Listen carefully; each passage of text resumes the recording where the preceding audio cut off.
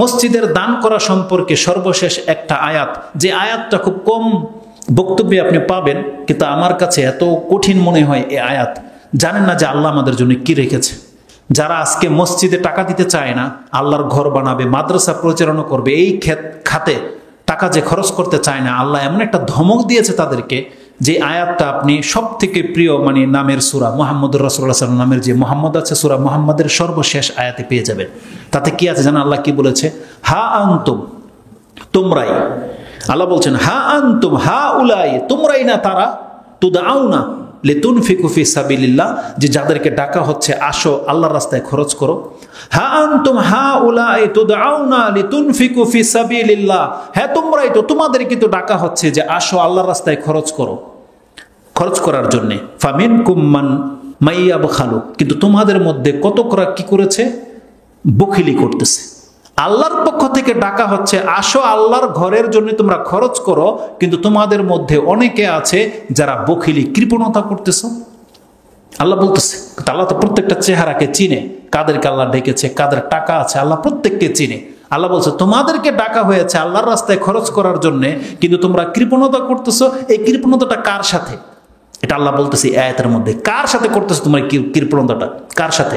এলাকাবাসীর সাথে, কমিটির সাথে, যারা মসজিদ বানাবে তোমরা ডাকছে তাদের সাথে না, বরং আল্লাহ সুবহানাহু ওয়া তাআলা বলতেছেন ওয়ামাইয়াবখাল ফাইন্নামা ইয়াবখালু আলা নাফসিহি, সে আল্লাহর সাথেও কৃপণতা করে নাই, কমিটির সাথেও না, এলাকাবাসীর সাথেও না, বরং সে তার নাফসের উপরে কৃপণতা করলো, তার নাফসের উপরে, আর কিছু না। কারণ ওয়াল্লাহু গানিউন ওয়া আনতুমুল ফুকারা, আল্লাহ তো গানি, এটার ভাগ তোমাদের প্রয়োজন, আল্লাহর নয়।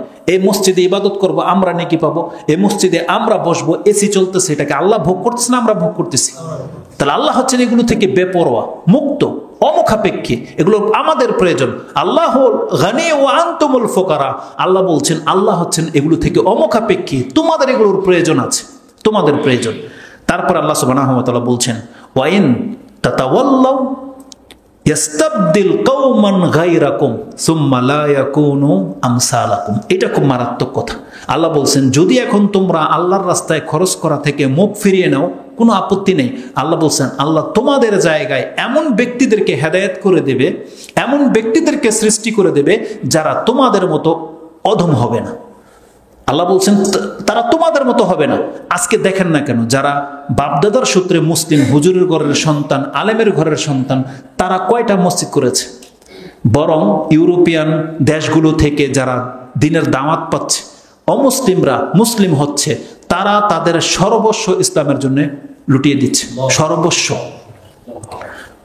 কত টাকা খরচ করেছিল আশেপাশের লোকেরা, কিন্তু যা করেছিল সাহাবায়ে কেরামরা, আনসারগণ, কি করেছিল? তারা তাদের জীবনের সবকিছুকে বিলিয়ে দিয়ে দিয়েছিল।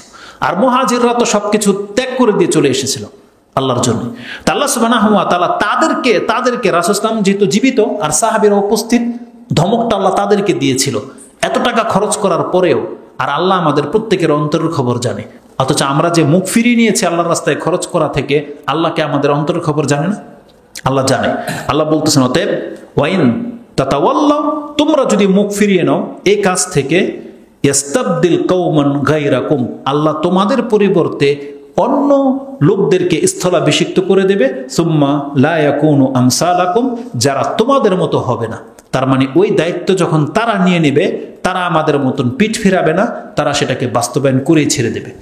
এই জন্যে আরেকটা রেজাল্ট হচ্ছে, বাংলার জমিনের ইতিহাস যদি আপনি জানেন, যেখানেই দেখবেন, খোঁজ নিয়ে দেখেন, কোনো একটা জায়গায় মসজিদ করার পরিকল্পনা কেউ হাতে নিয়েছে, আপনি দেখতে পাবেন সেখানে মসজিদ হয়ে গেছে। কিভাবে হয়েছে সে নিজে বলতে পারবে না। এই জন্য বাংলার জমিন বা পুরো পৃথিবীতে আপনি যে কোনো ভালো কাজের কল্যাণের ইচ্ছা পোষণ করেন, আল্লাহর পক্ষ থেকে সেটাকে বাস্তবায়ন করে দিবে, সেটা আল্লাহ করে দেবে। এই জন্য যেমন শেখ আব্দুর রাজ্জাক বিন ইউসুফ একটা কথা প্রায় কয়, প্রায় বক্তব্যই বলে যে আমি জানি এখানে আমি মাদ্রাসা করব, কিভাবে হবে আমি জানি না, তা হয়েছে তো আলহামদুলিল্লাহ, হয়ে তো গেছে। তার তো বলছে আমার টাকাই নাই, কিন্তু কোটি কোটি টাকা খরচ হয়ে গেছে তার এই মাদ্রাসাগুলোতে, হয়ে তো গেছে। ঠিক তেমনি আল্লাহ সুবহানাহু ওয়া তাআলার প্রতি ভরসা রাখেন। আল্লাহ বলছেন ওয়াতাওয়াক্কাল আলাল হাইয়্যিল্লাযী লা ইয়ামুত, তোমরা সেই আল্লাহর প্রতি ভরসা করো যে আল্লাহ হচ্ছেন চিরঞ্জীব, চিরস্থায়ী, যার কোনো মৃত্যু নাই। তার উপরে ভরসা করে চলো। ইনশাআল্লাহুল আজিজ যে পদক্ষেপ নিয়েছেন, আল্লাহর উপরে ভরসা করে নেমে যান, আল্লাহ সুবহানাহু ওয়া তাআলা ব্যবস্থা করে দেবে। আর যারা আশেপাশে মুসলিম আছে, যাদের ঘরে টাইলস, বাথরুমে টাইলস, তাদের ব্যাংকে লাখ লাখ টাকা জমা, তারা থাকতেও যদি এই জায়গায় মসজিদ না হয়, একটা নাজাত পাবে না। তাই মনে করি তারা নাজাত পাবে না, নাজাতের হক রাখে না তারা নাজাতের হক। বাঁচতে হলে তাদের এলাকায় এরকম কোরআন সুন্নাহর মসজিদ গড়তে হবে, আল্লাহ তাদের কাছ থেকে জবাব চাইবে, তোমরা করলে না কেন?